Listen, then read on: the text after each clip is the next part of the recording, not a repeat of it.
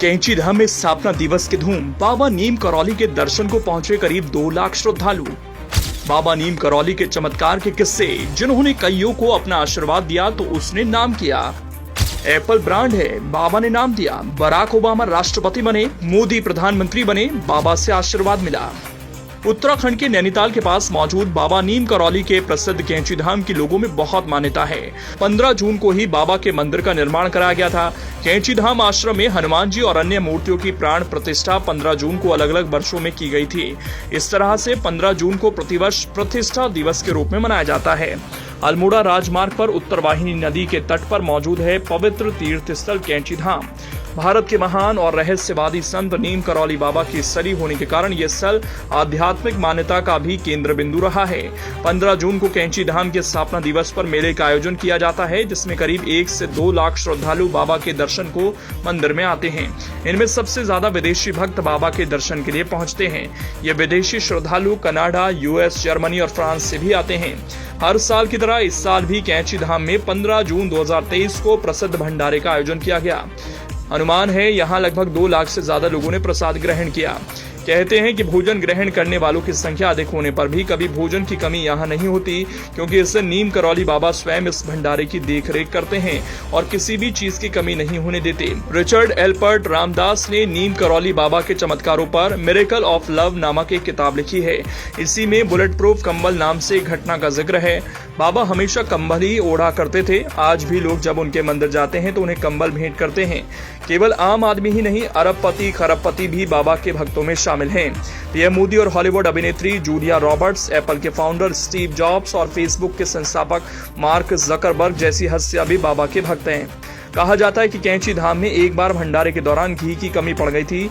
बाबा ने कहा कि नीचे बहती नदी से कनस्तर में पानी भरकर लाएं। उसे प्रसाद बनाने हेतु जब उपयोग में लाया गया तो वो पानी घी में बदल गया। वहीं एक बार बाबा नीम करौली महाराज ने अपने भक्त को गर्मी की तपती धूप में बचाने के लिए उसे बादल की छतरी बनाकर उसे उसकी मंजिल तक पहुंचाया। बाबा के चमत्कार यहाँ कई बार देखने को मिले हैं। एक बार मंदिर में काम करते समय एक व्यक्ति का हाथ गर्म तेल की कढ़ाई में चला गया, जिससे व्यक्ति का हाथ पूरी तरह से जल गया। हाथ में केवल हड्डियां ही हड्डियां बची। किसी ने घटना की बात बाबा को बताई। बाबा ने उस व्यक्ति को अपने पास बुलाया और उस व्यक्ति के हाथ पर कंबल फेरा। कंबल फेरते ही व्यक्ति का हाथ पहले की तरह हो गया। बात बहुत पुरानी है। अपनी मस्ती में एक युवा योगी लक्ष्मण दास हाथ में चिमटा और कमंडल लिए फर्रुखाबाद से टुंडला जा रही रेल के प्रथम श्रेणी के डिब्बे में चढ़ गया। गाड़ी कुछ ही दूर चली थी कि एक एंग्लो इंडियन टिकट निरीक्षक वहां आया। योगी ने बहुत कम कपड़े पहने थे। उसने अस्त व्यस्त बाल वाले बिना टिकट योगी को देखा तो क्रोधित होकर अपशब्द बोलने लगा।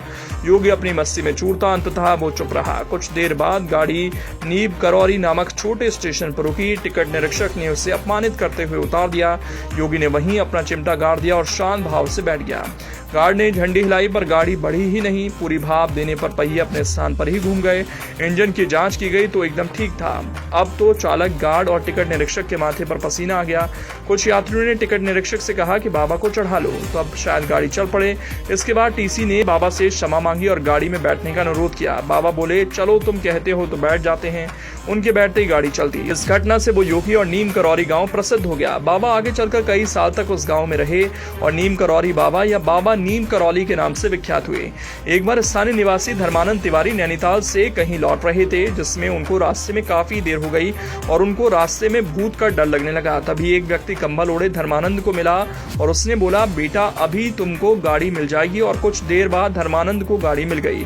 जिसके बाद धर्मानंद ने बाबा से पूछा, बाबा आप कौन हैं और अब कब दर्शन देंगे? इतना कहकर बाबा 20 साल बाद मिलने की बात कहकर वहां से ओझल हो गए।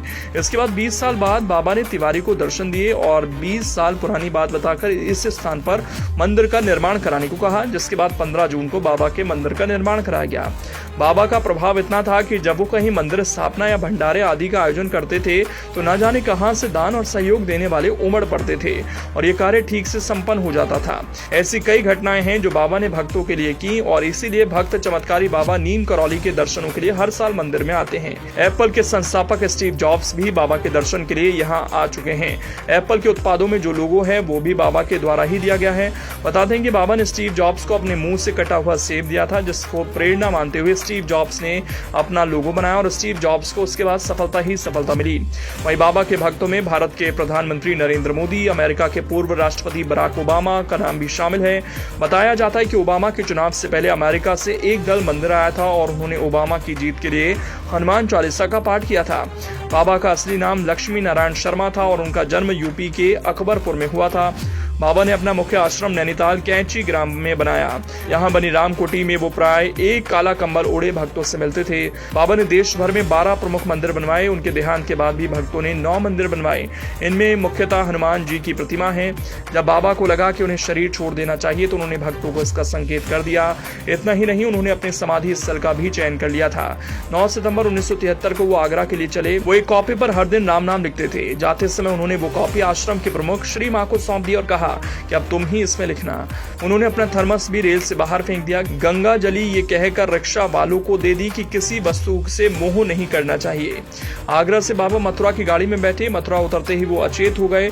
लोगों ने शीघ्रता से उन्हें रामकृष्ण मिशन अस्पताल वृंदावन में पहुंचाया, जहां 10 सितंबर 1973 की रात्रि में उन्होंने देह त्याग दिया। बाबा की समाधि वृंदावन में तो है ही, पर कैंची, नीम करौली, वीरापुरम, चेन्नई और लखनऊ में भी उनके 80 कलशों को भू समाधि दी गई। उनके लाखों देशी और विदेशी भक्त हर दिन इन मंदिरों एवं समाधि स्थलों पर जाकर बाबा जी का अदृश्य आशीर्वाद प्राप्त करते हैं।